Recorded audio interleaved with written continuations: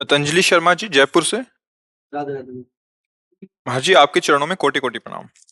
महाराज श्री, हमारी संतान जो हमसे उत्पन्न होगी, क्या वो अपने पूर्व कर्मों के अनुसार शरीर मिलेगा या माता पिता के कर्मों के अनुसार? अगर माता पिता के कर्मों के अनुसार उत्पन्न होगी तो क्या सावधानी रखें? कृपया मार्गदर्शन करें।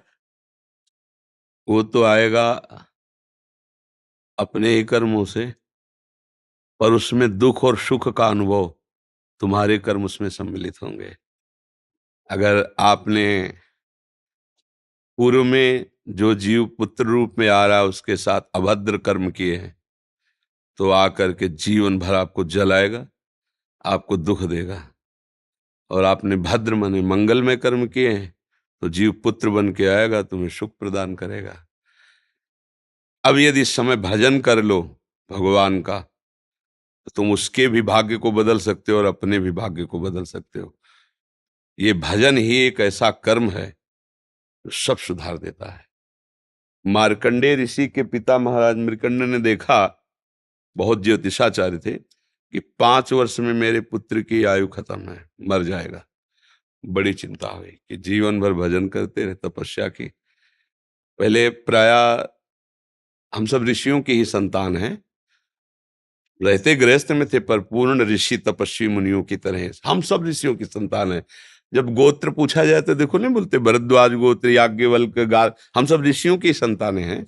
हाँ, तो उन्होंने को लगा कि कैसे क्या कर सकते हैं कि 5 वर्ष के बाद ये बालक जीवित बना रहे। अब पिता का कर्म शुरू हो रहा है।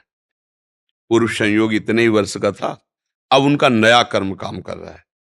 उन्होंने विचार किया, भगवान के भक्तों और संतों में विशेष सामर्थ्य है। यदि संतों को साष्टांग दंडवत करे और संतों का आशीर्वाद मिले, तो मैं इसे मृत्यु से भी बचा सकता हूं।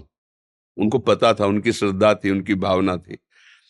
तो प्रायः पवित्र नदियों के किनारे ही ऋषियों के आश्रम होते थे, तो गंगा जी के समीप ही, हाँ, तो घाट में खड़ा कर देते। जो भी संत दिखाई देते, वैष्णव तिलक या शैव तिलक, वो सबको आदेश कर, छोटा सा बालक 2 वर्ष 3, साष्टांग प्रणाम करो, साष्टांग प्रणाम करो।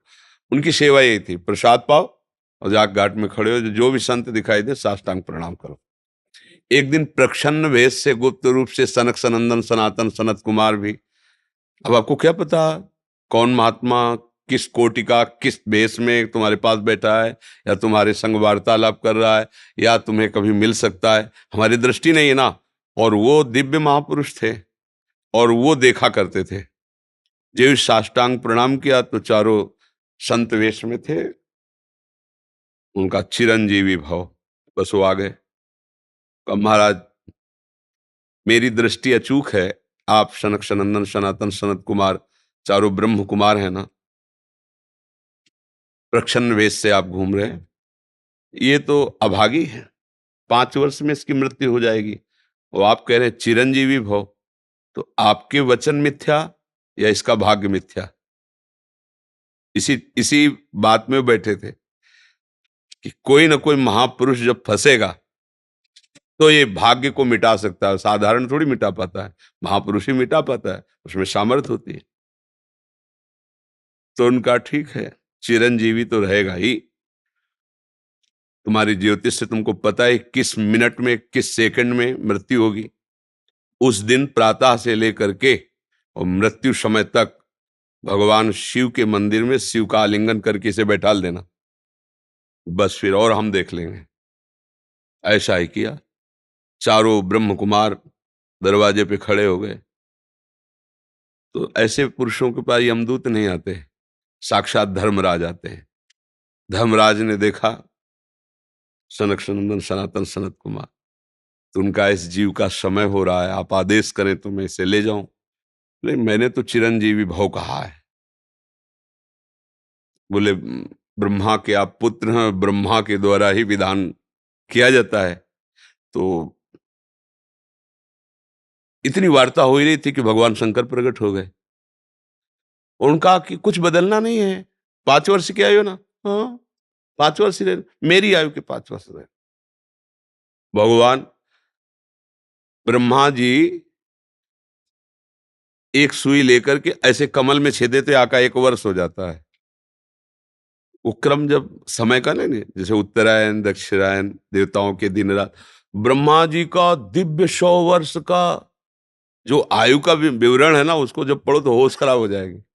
एक दिन में 74 मनु बदल जाते हैं, इंद्र बदल जाते हैं एक दिन में।